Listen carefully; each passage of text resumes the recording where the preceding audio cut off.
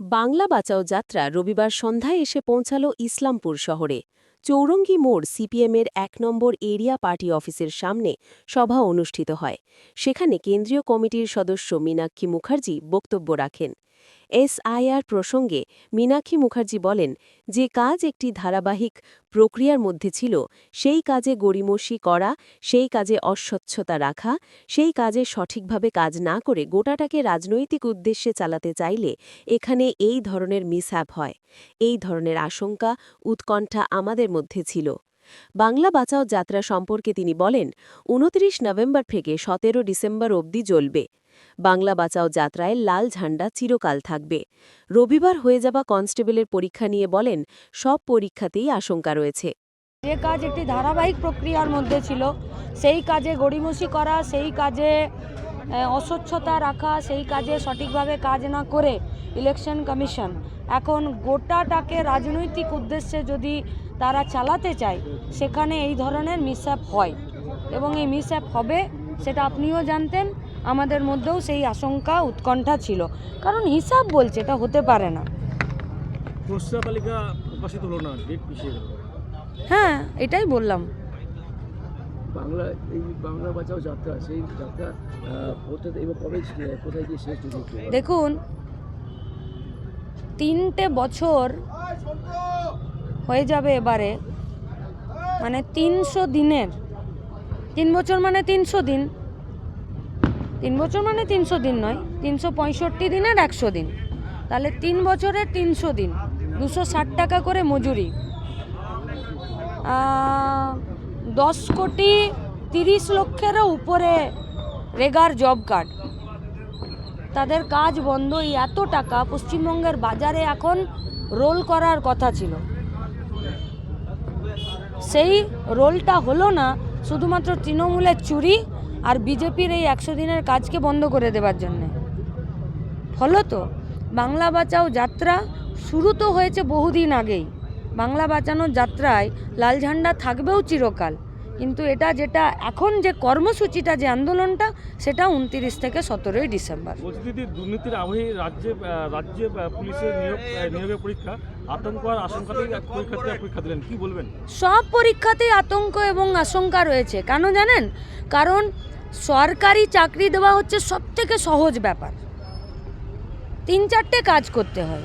1, কত ভ্যাকেন্সি আছে, 2, আমার এত লোক লাগবে, সেটা ও রাজ্যের ফিনান্স কমিটিতে পাঠাবে। ফিনান্স কমিটি বলবে, বাপু দেখো আমার এই পয়সা আছে, তোমার 100টা লোক দরকার, আমি এখন তোমাকে 50টা লোক দিতে পারবো। মিটে গেল এক দফা। এই বলবে যে আমার 50টা লোক দরকার আছে, এই এই এই এই ক্রাইটেরিয়া, এত তারিখে পরীক্ষা নেব, মিটে গেল। 2 নম্বর কাজ হলো রেজাল্ট বের করা, ইন্টারভিউ নেওয়া, 3 নম্বর কাজ মিটে গেল। 4 নম্বর কাজ হলো যারা পাস করলো ইন্টারভিউয়ের পরে তাদেরকে এসে অ্যাপয়েন্টমেন্ট লেটার দিয়ে দেওয়া। এই 4টা কাজে হেগেমুতে ডাঁই করে দিচ্ছে আর দুর্নীতি করে নিচ্ছে, ঘুষ নেবার কাউন্টার খুলে নিচ্ছে। আর পশ্চিমবঙ্গের বেকার ছেলেমেয়েগুলো যাদের নিজের মেধার প্রতি বিশ্বাস আছে, তারাও এই লাইনে চলে যেতে বাধ্য হচ্ছে, সুইসাইড করছে, সামাজিক সম্মান বিপন্ন হচ্ছে। ফলে যতদিন পশ্চিমবঙ্গে তৃণমূল কংগ্রেসের সরকার থাকবে আর তাদেরকে বাঁচানোর জন্যে সিবিআই, কেন্দ্রের সরকার মিলে এরা বিজেপিরা থাকবে, জাত ধর্মের এখানে কথা বলবে, ততদিন পশ্চিমবঙ্গের বেকার ছেলেমেয়েদের স্বচ্ছতার সাথে, নিরপেক্ষতার সাথে চাকরির আশা ছেড়ে দিন।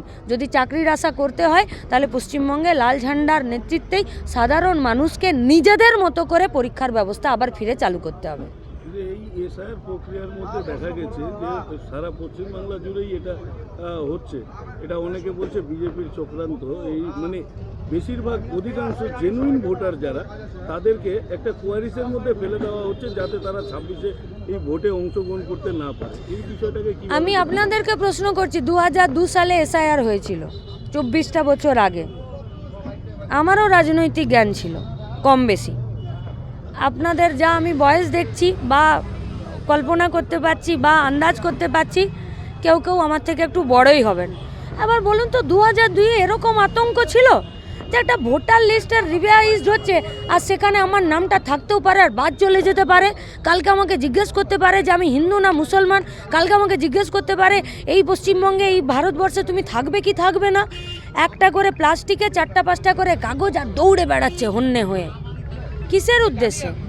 সরকার বিনা উদ্বিগ্নতা তৈরি করে এই কাজ সুষ্ঠুভাবে সম্পাদন করতে পারতো কি না?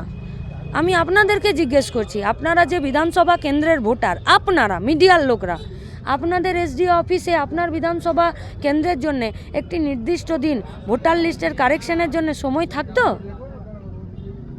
হ্যাঁ না কিছু তো বলুন, থাকতো না? খোঁজ নেননি, থাকতো।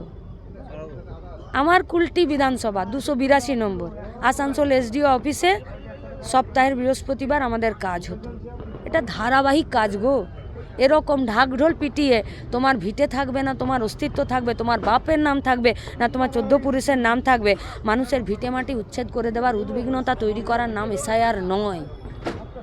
এসআইআরের নাম হলো একদম ইন্টেন্সিভ একটা রিভাইজড করে নতুন ভোটারদের নাম তোলা, যারা মারা গেছে তাদের নামটা বাদ দিয়ে দেওয়া, এবং যারা একাধিক জায়গায় ভোটার লিস্টে নাম আছে তাদেরটা এক জায়গায় করা। সুষ্ঠু কাজ, ধারাবাহিক কাজ না করতে পেরে এখন লেজে গোবরে হয়ে মানুষকে বিপদের মুখে ফেলে দিচ্ছে।